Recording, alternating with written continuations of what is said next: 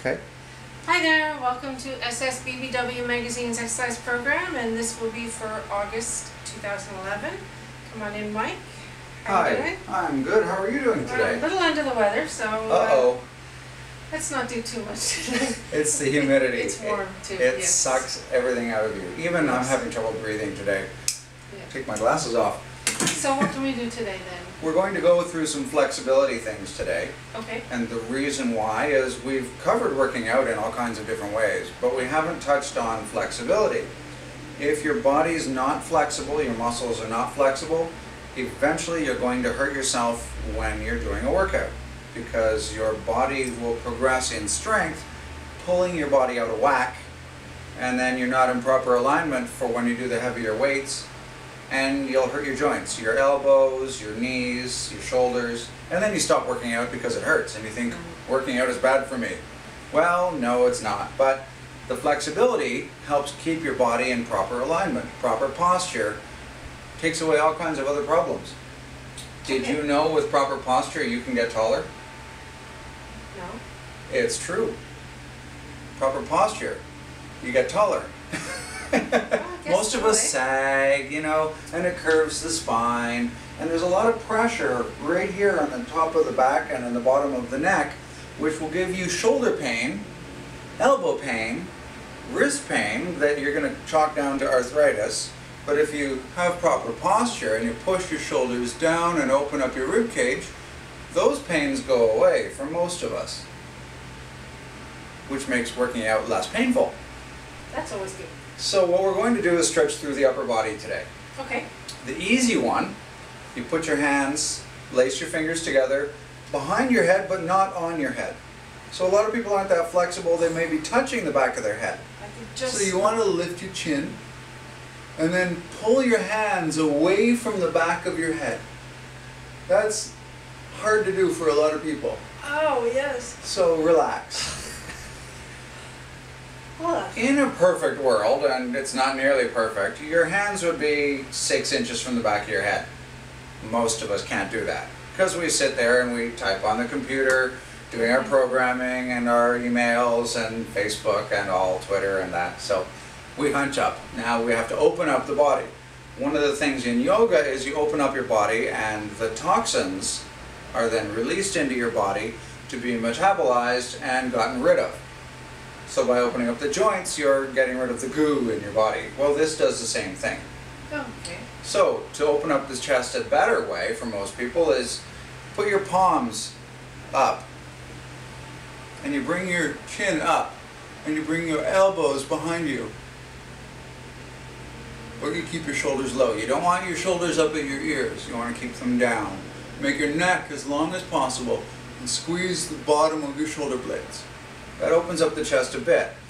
Mostly the rib cage, but not the muscles. If you really want a good stretch for the chest, you find a door frame, a nice solid piece of furniture, a wall, what have you. You put your palm out, or your hand out with your palm down, and about the knuckle you place on the corner of the doorway or the furniture. Then you fold your thumb under your hand, so it looks like you have no thumb. Hi. And then, with your palm down, you look over the other shoulder. And that can give you a stretch from your fingers all the way up your arm, all the way through your chest. Oh, I can feel that. If you bend your elbow just a little bit, you get a deeper stretch. And stretching should never be painful. It should feel good. Good. It releases. It's a feeling of some people get like a joyful feeling because of the different chemicals it releases in your body. You can be your own pusher. So then you want to do one side and then you want to do the other. So if you have a doorway, that's fine. If you have a flat wall, you just do it facing the flat wall. Can we do it without a wall? Yeah, you can do it without a wall, but it's a little bit less of a stretch for the forearm. You'll get the stretch through the bicep, through the front of the shoulder and the chest. You just fold your thumb under, elbow has a little bend, and you reach back behind you and look the other way. So you want to bring your shoulder blade into the middle of your back and breathe. Most people will I'm always having a problem with the breathing. Yeah, that's okay. So you do both sides. Then you stretch the front, which feels really good. Now we also need to stretch through the back. What happens when you don't stretch your back is the back muscles get tight and they shrug up. If your chest muscles are tight, then you shrug forward. So most of us who are a little bit inflexible and our muscles get tight, we shrug up and forward. And then we look like the ancient Japanese woman who walks along. And we don't want to always do that. Yeah. So, to stretch through your upper back, again, the corner is good. You put your hand, ooh, kitty cat got in the way. Kind of scared you. Yes. So you put your fingers around the door frame and your thumb down. Then you turn to bring your opposite shoulder toward your elbow. And you just very slowly ease into it and try to bring your shoulder toward your elbow. And you'll stretch through the upper back. I'm going to twist in my waist. You will twist your waist as well, and then you can get a good stretch actually diagonal through your whole torso. Sorry for my back, people. Yeah, this breaks all the rules of theater where you never turn your back. So you can do it the other way. I'll do it facing you so you get a good idea. So the thumb goes down on the corner, and depending how tall you are, you want to have your hand probably about the bottom section of your rib cage to get the most effective stretch. And then you keep your shoulder down so you make your neck long, and you bring the opposite shoulder toward the elbow. Hi, I can see you now. And you get a really good stretch through here, all the way across through the back of the shoulder. Okay, sounds good. So we've done chest, which incorporated the front of the arm. We've done back, but we haven't done the back of the arm. This one is a little awkward for a lot of people. Bring your arm up over the top and reach down the back. Some people can only reach to here, but you pretty much want to just reach down behind your head. So it's like you're tucking your tag back in your t-shirt. And then you put the other fingers on the elbow. That's the hard part. Oh gosh, okay. And then you pull just a little with your fingers, and you should feel a stretch in the back of the arm. Yeah.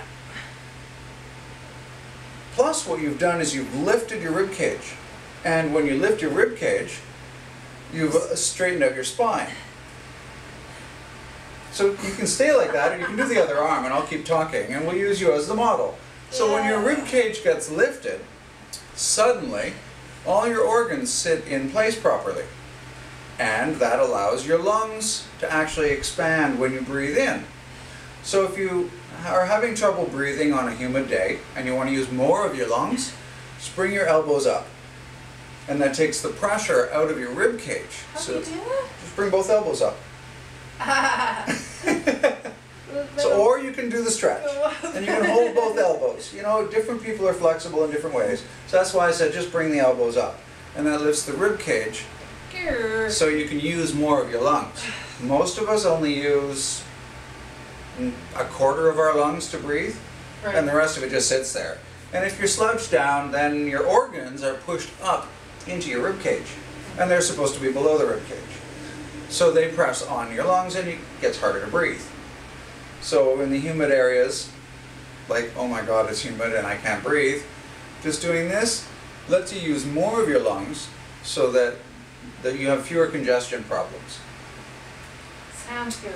Not to mention it straightens out your spine and allows you to sit properly. Sit pretty. Most people have problems eventually with neck pain. You wake up in the morning and your head is stuck to one side.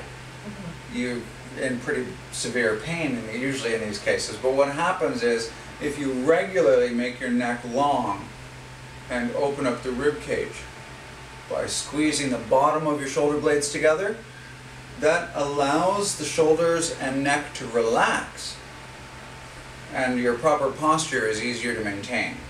So you push down, you squeeze back, don't hold your breath. Nothing's worth holding your breath over. Okay. So there we go. That's pretty good. much upper body. If you remember the 1940s pinup girls sitting on the beach in that lovely pose, with the knees over to one side and the bosom, Right. the bust up, Yeah. that is a good stretch for across the entire body. Okay. So if you're lounging even in bed, your feet are flat on the bed or on the table or on the floor. Well, table if you're lying on a table. Your knees are bent. Yeah, we do that a lot. And you just bring your knees to one side and look the other way. And that will stretch right across.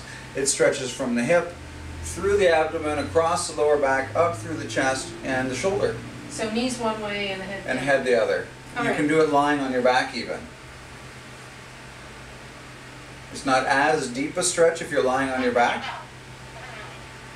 My phone just went bing. How rude. I know, I'm going to have to give my phone a piece of my mind. Anyway, I think that's good for today. All right, we can go over the lower body stretches another time. Sounds good. Thank Hope you guys all try this, and thanks a lot, Mike. Let me know if you have any difficulties, and I'll work on solutions for you. That's what I do. Yeah, and if you have any questions, please email us. Mike will be happy to answer. Of course. Thank you. All right, thanks a lot. We'll see you guys next month.